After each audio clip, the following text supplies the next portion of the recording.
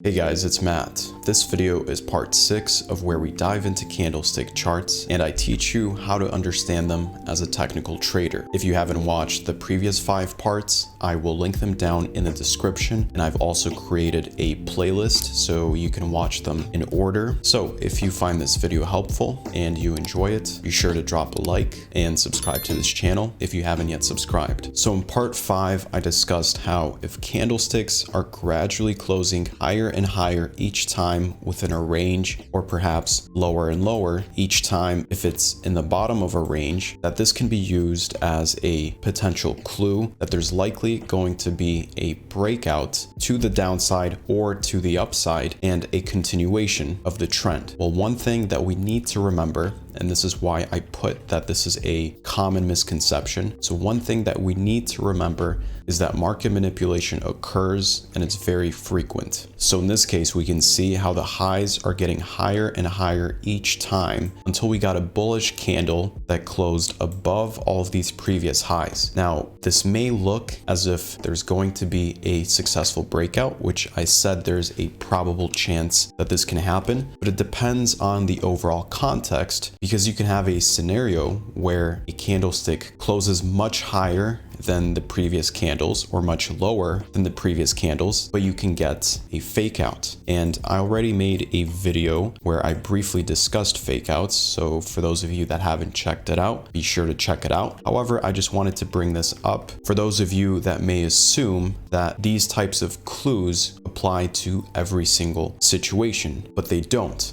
And this is why it's important that if you do wait to see if a candle closes above or below a certain range. So the top of the range acts as a region of resistance and the bottom acts as a region of support. And again, this doesn't mean that this is only a single price, but a composite of different prices. Well, you might have a situation, and I'm sure you guys have seen this on a chart before, where you might get a gradual close that gets higher and higher or lower and lower each time, followed by a close like the one over here, where it looks as though price action closed outside of a price range. And again, this depends on how wide you draw your price ranges, so this is a little bit subjective, but you can get a situation where it looks like it's a close, and if you're a breakout trader, this is where you might look to buy, but this is where you might encounter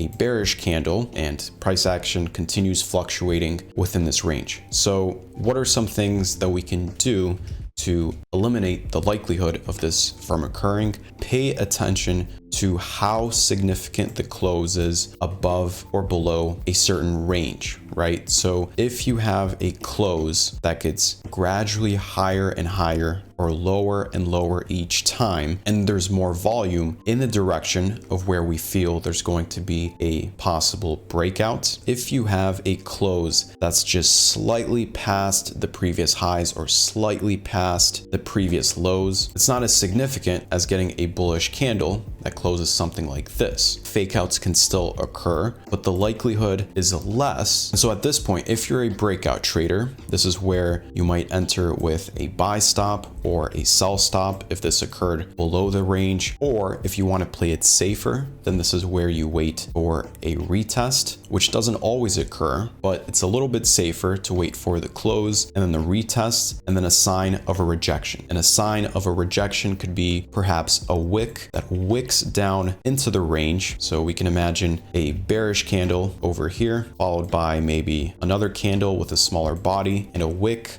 and then that's where you get a continuation outside of the range. And in addition to this, and looking at the overall volume is also going to give us a clue as to whether or not this breakout is a fake out, because if there is an attempt to push the price outside of a range and the volume is pretty low, well then there's a greater likelihood that it's a fake out. And in addition to that, we need to pay attention to the overall larger market structure. So in this case, I drew a range, but let's assume that the higher trend, so if we were to look at a higher chart, so maybe all of this was on a 4-hour chart, but if we take a look at the daily or on the weekly chart, then maybe we had a downtrend where now price action is fluctuating within a range, but it looks as though the long-term trend is more bearish. And so typically what can happen is this is where institutions can look to fake out certain traders by making it look as though price action is pushing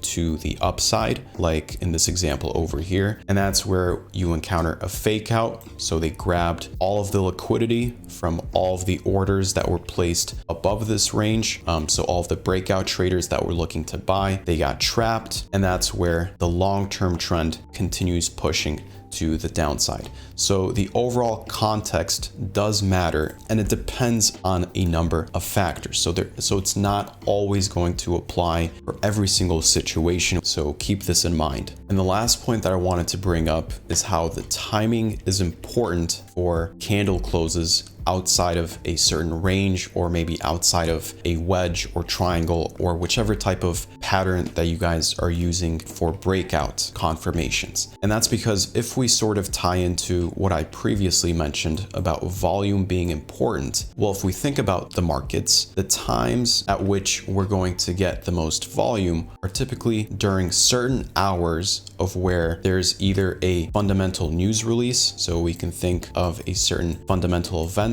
So in the Forex market, we might have an interest rate decision, or perhaps NFP day, which occurs once a month. So these are usually catalysts for when price action typically breaks out of a range and continues with the larger market structure. But again, this doesn't mean that fake outs can't occur, which is why it's important to look at the larger market structure, because you might have a situation where the initial news release pushes price action above a certain range to the upside, and then that's where you get a fake out. So again, it's important to look at the larger market structure and to anticipate certain fake outs, as well as it's important to pay attention to the trading session, because if you're trading during a trading session where there's little to no volume, so maybe it's after a certain trading session has closed, well, then you're not going to get the volume that's needed to push price action outside of a significant range. So if you're trading during hours where the volume is pretty low and the market in general is pretty quiet, well, then this is where these types of candle closes outside of a certain range, and this can be below a range, so this doesn't just apply to bullish closes, but this is how you would know whether or not there's a greater probable chance that a certain breakout is likely a fake out. So thanks for watching, guys. Again, if you enjoyed this video, be sure to drop a like, and in the next parts, I'll be sure to include some live examples as well, so we won't just be looking at these basic drawings. And for those that want to join my trading community, links are down in the description to the Discord app and the Telegram app. Thanks for watching. I will see you in the next one.